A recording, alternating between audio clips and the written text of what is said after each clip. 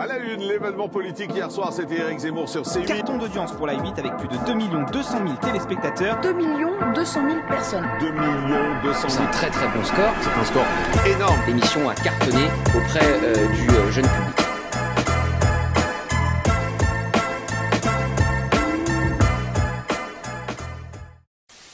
Je pense que Zemmour a une image calme, posée. Et là, il a été aidé par M. Zeribi et par M. Corbière, qui, par leur agressivité permanente, quasiment caricaturale, finissent par le mettre en valeur. Je devine de la recherche, vous avez vu le journaliste, le polémiste, ou plutôt un candidat à la présidentielle hier? Alors plutôt un candidat à la présidentielle. J'ai trouvé cette émission extrêmement intéressante.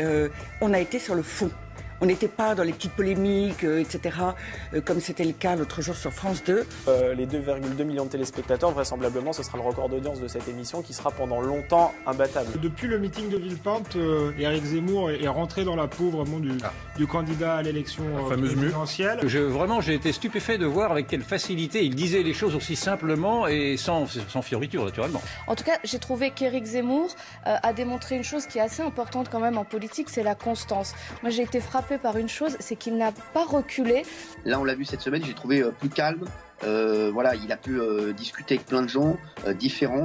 Et je pense qu'aujourd'hui, il faut vraiment qu'on soit dans le dialogue. Et Éric Zemmour a été dans le dialogue hier soir avec tout le monde. L'émission était en direct, contrairement à ce qu'a fait Emmanuel Macron quelques jours précédemment. Et d'ailleurs, c'est relevé par un internaute sur lefigaro.fr qui nous dit au moins Zemmour fait du direct, pas comme Macron. Je pense qu'effectivement, il a eu une semaine assez positive pour lui parce que ce voyage en Arménie. Ensuite, il a quand même, avant l'émission Face à Baba, il a enchaîné, je crois, 2 matinales radio, dont une qui n'était pas simple, qui était quand même sur France Inter. Déjà, physiquement, il faut enchaîner. Et ensuite, ne pas perdre son calme. Parce que hier soir, globalement, face à Aymeric Caron, on sait qu'Aymeric Caron joue beaucoup sur la nervosité, sur les... Bien sûr. Et les punchlines étaient de l'autre côté, du côté de Zemmour, tout en restant calme. Bien sûr.